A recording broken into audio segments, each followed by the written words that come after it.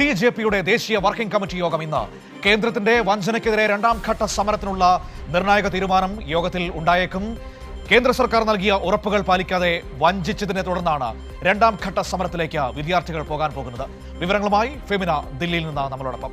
Femina, good morning. Jantar മന്ദറിലേക്ക് ഒരു വരവ് കൂടി വിദ്യാർത്ഥികൾ വരേണ്ടി വരുമോ? അങ്ങനെ ഒരു തീരുമാനത്തിലേക്കാണോ CJP പോകുന്നത്? ഇന്ന് വർക്കിംഗ് കമ്മിറ്റി യോഗത്തിൽ ആ തീരുമാനത്തിനാണോ സാധ്യത കൂടുതൽ? അതെ, ഒരു രാജ്യവ്യാപക പ്രതിഷേധത്തിലേക്ക് വീണ്ടും CJP പോകാൻ തന്നെയാണ് സാധ്യത. ഇന്ന് CJPയുടെ ഒരു എക്സിക്യൂട്ടീവ് യോഗം, പ്രവർത്തക സമിതി യോഗം ഇന്ന് ചേരുന്നുണ്ട്.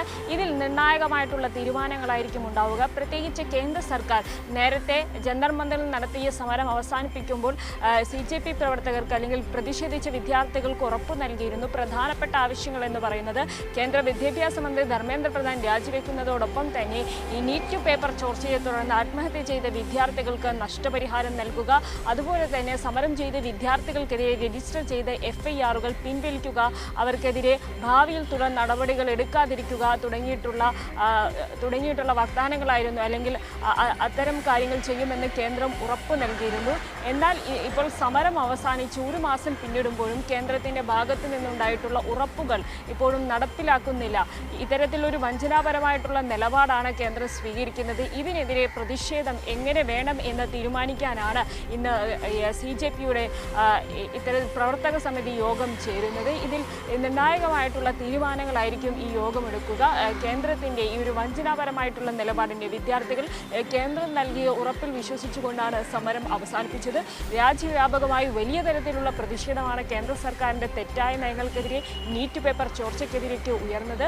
പ്രത്യേകിച്ച് ദില്ലിയിൽ തുടങ്ങുകയും രാജ്യത്തിൻ്റെ വിവിധ മേഖലയിലേക്ക് പടരുകയും ചെയ്ത വലിയ തരത്തിലുള്ളൊരു പ്രക്ഷോഭമായിരുന്നു കഴിഞ്ഞ ജൂലൈ മാസം നമ്മൾ കണ്ടത്. എന്നാൽ കേന്ദ്ര ഒരു സമവായ ചർച്ചയിലൂടെയാണ് ഈ ഉറപ്പുകൾ നൽകിക്കൊണ്ട് സമരം അവസാനിപ്പിച്ചത്. എന്നാൽ ആ ഉറപ്പുകൾ ഒരു മാസം പിന്നിടുമ്പോഴും കേന്ദ്രം പാലിക്കുന്നില്ല. ഭാവിയിൽ ഇതിൽ പ്രതിഷേധ പരിപാടികൾ എങ്ങനെ ആകണം എന്ന് തീരുമാനിക്കാനാണ് ഇന്നൊരു യോഗം ചേരുന്നത്. ഒരുപക്ഷെ രാജ്യവ്യാപക പ്രതിഷേധത്തിലേക്ക് വീണ്ടും CJP പ്രതിഷേധം ആരംഭിക്കാൻ തന്നെയാണ് സാധ്യത. ആ തീരുമാനങ്ങൾ ഇന്നത്തെ യോഗത്തിൽ ഉണ്ടാകും.